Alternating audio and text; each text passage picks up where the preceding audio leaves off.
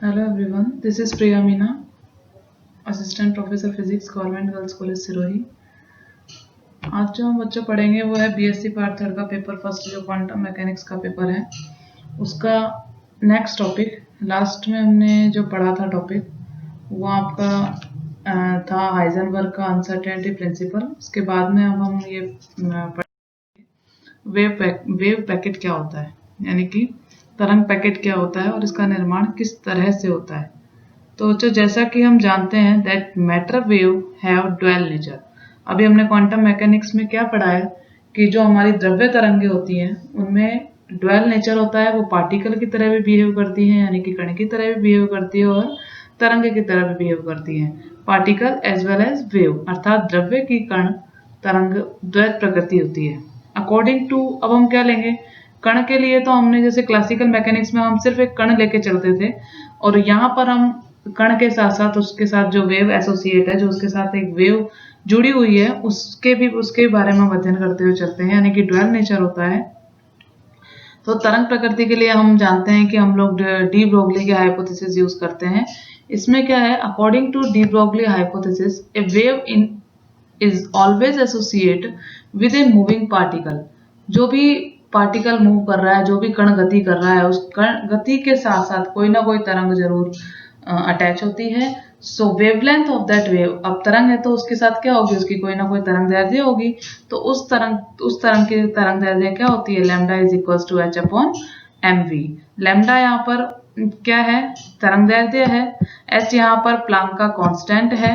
M यहाँ पर जो कण है उसका द्रव्यमान दिया गया है, और v यहाँ पर क्या है, वेलोसिटी ऑफ पार्टिकल, पार्टिकल की यानी कि कण का वेग है।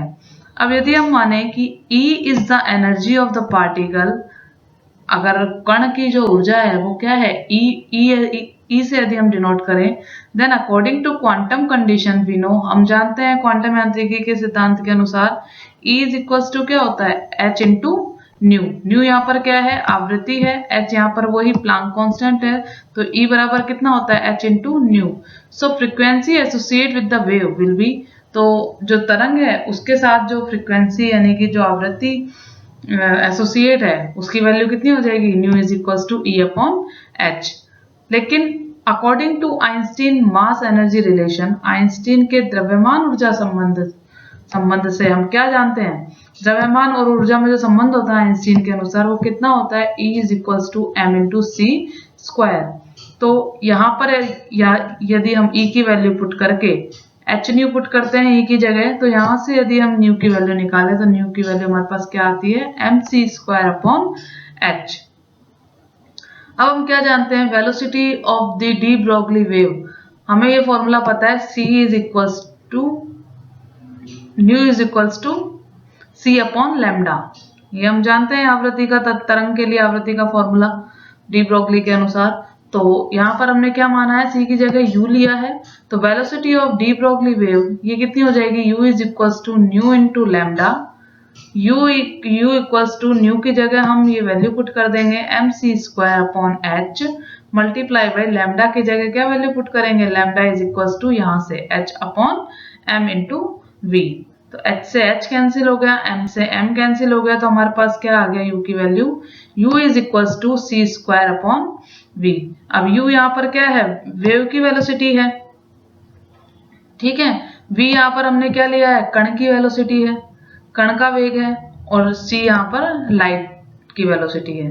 ये हमारी इक्वेशन नंबर 1 आ गई। इस इक्वेशन को ध्यान में रखते हुए हम आगे, we know that speed of any material, यानी कि v, कोई भी कण है जो गति कर रहा है उसकी हमने क्या ली है, स्पीड v ली है, can not be greater than velocity of light. कोई किसी भी कण की जो गति है वो प्रकाश की गति से ज्यादा नहीं हो सकती, यानी कि c से ज्यादा नहीं हो सकती। तो हमारे पास क्या कंडीशन निकल के आती है, v is very very less than c।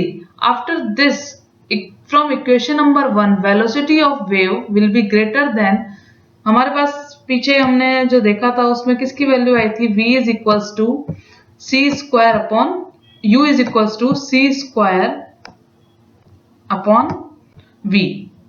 तो v यहाँ पर क्या है, स्पीड ऑफ मटेरियल था, और v किससे ज्यादा नहीं हो सकता, c से कभी भी ज्यादा नहीं हो सकता, क्योंकि c क्या है, प्रकाश का वेग है। After this from equation number 1 velocity of wave will be greater than c। अब यदि हम ऐसा मान के चलते हैं तो हमारे पास क्या होता है कि वेलोसिटी ऑफ वेव, जो तरंग की जो वेग है वो c से भी ज्यादा हमें प्राप्त होता है। But this is not possible, ये भी हमारा पॉसिबल नहीं है। It will be possible then the particle will be lags behind. अगर ये पॉसिबल हो जाता है तो पार्टिकल क्या रह जाएगा, पीछे रह जाएगा, क्योंकि पार्टिकल की वेलोसिटी क्या है, बहुत कम है। और हम अगर हमें तरंग की वेलोसिटी ज्यादा मिलती है तो पार्टिकल पीछे रह जाएगा। अतः इससे स्पष्ट होता है कि द्रव्य कण से केवल एक ही तरंग संबंध नहीं होती। इससे तो हमें ये प्रूफ हो गया कि तरंग की वेलोसिटी ज्यादा प्राप्त हो रही है हमें और कण की वेलोसिटी कम है, ऐसा हो नहीं सकता। तो इससे हमें ये पता चलता है कि कोई भी कण है उससे केवल एक सिंगल तरंग संबंध नहीं होती। अतः श्रोडिंगर के अनुसार गतिमान जो द्रव्य कण है यानी कि मूविंग मटेरियल पार्टिकल है, एक तरंग पैकेट के तुल्य होता है, ना कि किसी अकेली तरंग के तुल्य। यानी कि वो बहुत सारी तरंग से उसके साथ जो एसोसिएट होती हैं, वो केवल एक तरंग नहीं होती, वो बहुत सारी तरंगों का सुपरपोजिशन होता है। ठीक है, अब आता है वेव पैकेट कहते किसे हैं। It is a group of wave with different velocities and different wavelength. ये क्या है, एक समूह है बहुत सारी तरंगों का जिनकी अलग अलग वेग होता है और जिनका अलग अलग तरंग दैर्ध्य होती है। अतः किसी भी गतिशील द्रव्य कण तरंग के तरंग व्यवहार को भिन्न भिन्न वेग तथा भिन्न भिन्न तरंग दैर्ध्यों की अवयवी तरंगों के अध्यारोपण से प्राप्त परिणामी तरंग के द्वारा व्यक्त किया जा सकता है। यानी कि वेव पैकेट क्या है, अलग अलग वेलोसिटी वाली, अलग अलग वेवलेंथ वाली जो बहुत सारी वेव्स हैं, उन्हें यदि सुपरपोजिशन किया जाए, अध्यारोपित किया जाए, तो उनसे मिलकर जो एक तरंग हमें प्राप्त होती है वो क्या कहलाती है, वेव पैकेट कहलाती है। अब वेव पैकेट यदि हमारे पास आता है तो हमारे पास आती है फेज वेलोसिटी, यानी कि कला वेग क्या होता है। ड्यूरिंग द वेव मोशन, जब वेव हमारी मोशन कर रही है, द डिस्टर्बेंस होता है। कोई भी वेव मोशन करती है तो वो किस तरह से करती है, आप जानते हैं, कोई भी वेव जो मोशन करेगी इस तरह से मोशन करेगी। इसमें क्या होगा, डिस्टर्बेंस होता है, that is crest and trough. इसमें क्या होता है, गर्त और शिखर दोनों हमें प्राप्त होते हैं। Crest and trough is produce and this disturbance also move with the same velocity in the direction of propagation of wave. ये जो हमें प्राप्त होता है, इसका गर्त और शिखर जो हमें प्राप्त होते हैं, ये भी उसी वेग से गति करते हैं जिस वेग से कि ये तरंग गति कर रही है, और जिस डायरेक्शन में कर रही है उसी डायरेक्शन में गति करते हैं।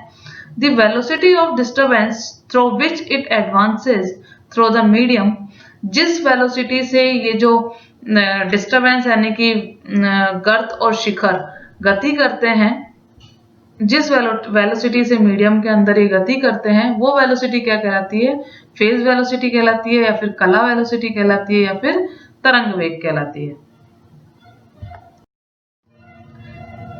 अर्थात यदि अध्यारोपित होने वाली यानी कि जितनी भी सुपरपोजिशन हो रही है तरंगे, वो सभी अवयवी तरंगों का वेग समान होता है। यानी कि तरंग पैकेट है वो बहुत सारे तरंगों से मिलकर बना हुआ है।